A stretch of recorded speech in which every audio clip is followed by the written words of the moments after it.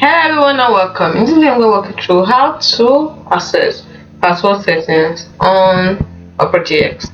First thing you need to do is from the home menu, you click on the icon for the OperaGX at the top left corner.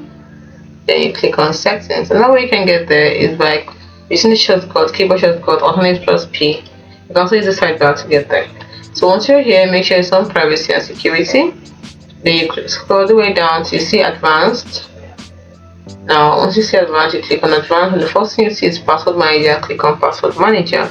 See the saved passwords will appear here, but on the left side we want to get access to our settings, password settings. So click on settings here. These are the password settings. So here you can you can enable or fail to save passwords and passkey.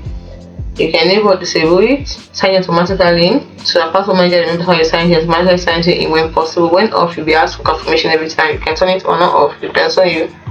You can also import password in password manager by selecting a file. You can click select file here.